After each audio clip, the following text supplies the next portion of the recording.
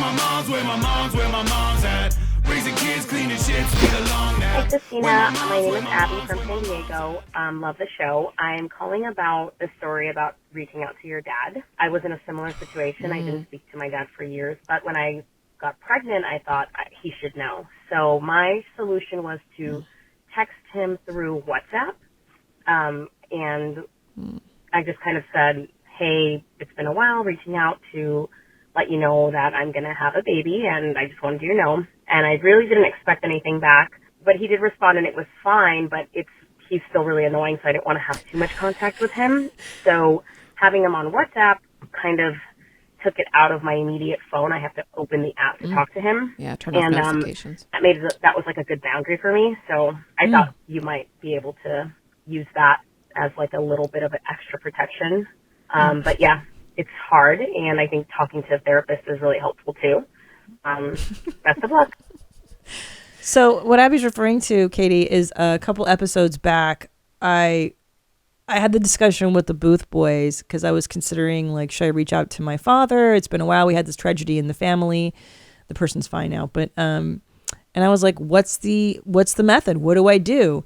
And I was like, should I just text him? Sup?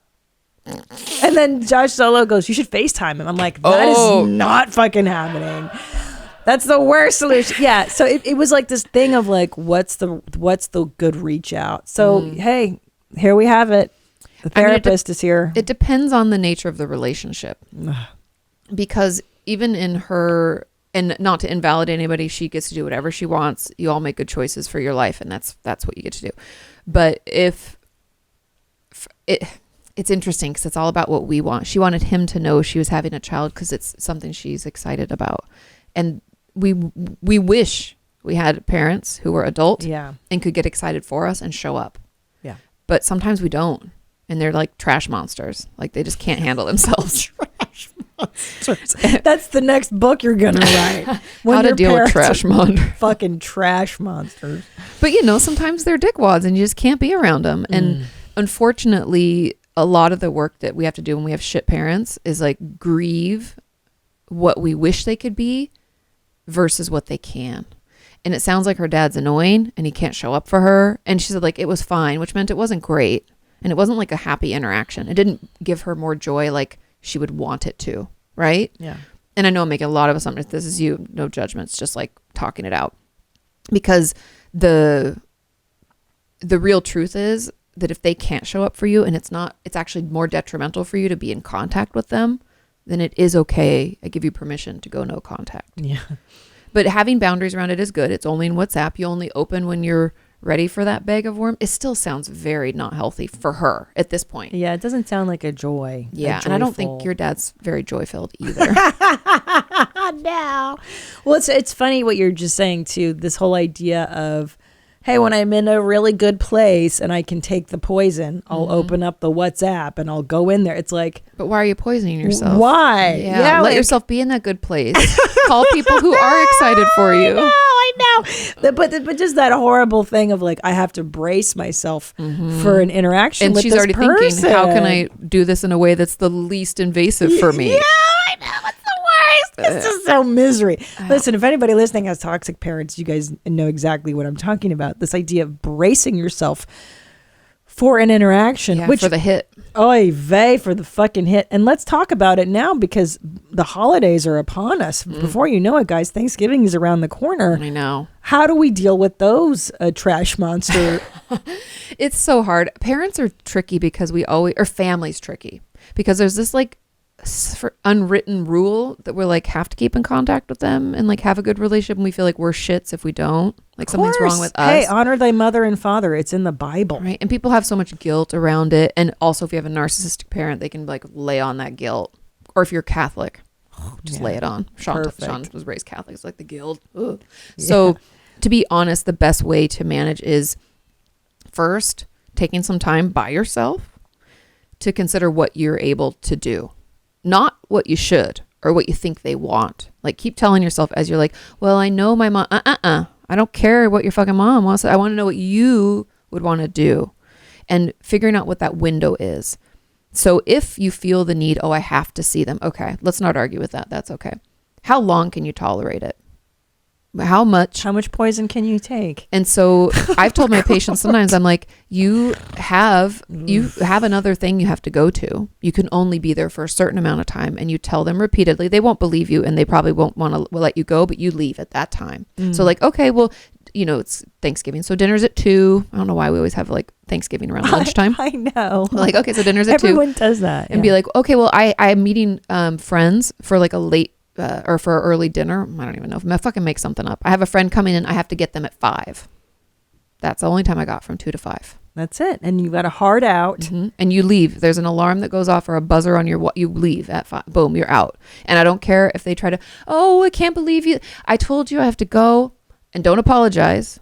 We don't have to say I'm sorry. You're not sorry. My therapist used to, because I'm a people pleaser, she'd be like, if you can tell me what you're sorry for and you mean it, then I'll believe it. But otherwise, don't say it. And that like sticks with me. So when you're saying, I'm so sorry, you're not sorry. You're like, I gotta get the fuck out of here. It's 5 o'clock. I can't take it anymore. So, just say, I know it's been great to see you. Thank you so much for dinner. It was wonderful. Adios. Bye. What about the house visitor? Now, I've had lots of people write in over the years.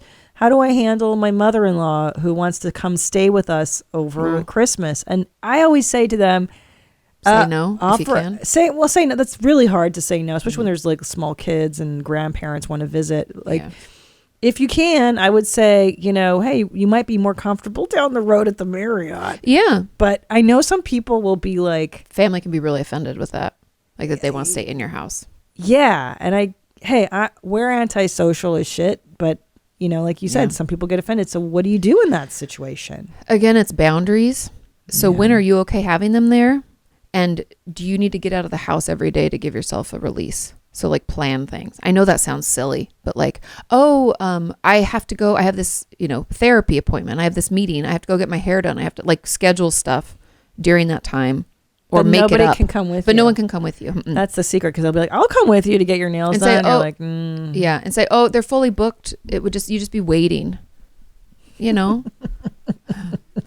just got to make some shit up sometimes. And I've gotten comments. Some people are like, you condone lying, and I'm like, sometimes it's necessary. Natural. It saves us both. You don't want to tell them I don't like you in my house, and you also don't. Want them with you. You need that break. So making breaks, I think, is probably the key. Yeah. And frankly, if you don't have the room for people to come visit, offer to like pay for part of the hotel if you can. If you can, yeah. Because Sean and I forever were in a 2-bedroom apartment with 1 bathroom. Oh, forget about it. It was so uncomfortable for everybody involved. So it's like, we were in Santa Monica, so good luck with the hotel. It's like $400. But if you live in a place where it's like, I can get it for $97 or $120, like, offer to pay for part of that. It saves everybody.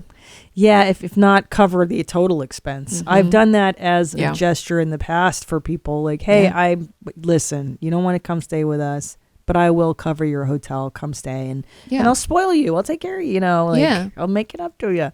Just don't get the fuck out of my house. Well, it's a lot, and you have kids too. Yeah. Yeah, but also everybody needs downtime. Yeah, and if you don't have space to like be separate, it's a lot. Oh, it's too much. And it can be exhausting, especially if they're go people. It's like, it's a little too much. I don't like go. So boundaries. So sit down, figure out what you can handle. Then talk to your partner if you have one that's going to be involved in this. Yeah.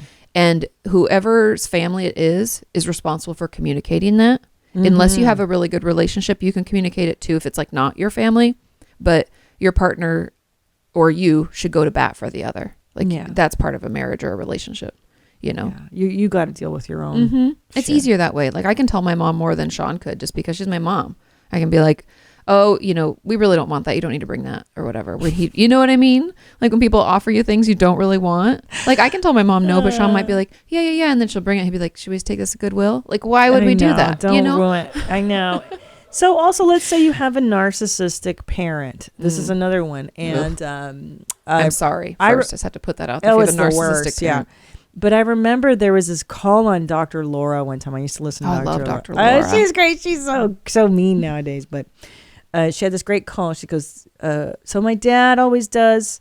No, sorry. My mom never shows up on time for Thanksgiving or Christmas Then you dinner. tell them a different time. Oh, that's one way of doing Oh it. yeah. Well, Dinner's at 3, tell them 2:00. How late are they? Well, this person I think was many hours late, and then was upset when the people had eaten. And What? Oh, total yeah. narcissist. So Dr. Laura was like, okay, well, dinner's at 3, and that's when you're going to start eating at 3, and you're just going to go on with your meal and your plans. Yeah. And if that person's not there, tough shit, basically. Yeah. And she's like, what? I can do that? It's like, yeah, it's your house. You can do whatever you want. Yeah. And you told them, it's not like you told them 4 and you're starting at 3. Yeah. Dinner's No. at 3. Show goes on. We Yeah. don't wait for you. You're Yeah. not that important. You're the people can't start until you not. decide. Oh, I know that hurts you and you feel offended. Yeah. But life's not like that. Yeah. Yeah. Yeah. So that's another one, because people will show up late or hours Yeah. and hours. Yeah. That was a good call. It's rude. It you is know? so fucking rude. And I don't even care if it's unreal. just you and your spouse. You start. Like if they're the only other people Yeah, coming, of course. have your meal. Have your meal. Enjoy your life. Get your life. Yeah. Where my mom's at? Where my mom's wearing thongs, hitting bongs at? Raising kids, cleaning shits, need a long nap. Where my mom's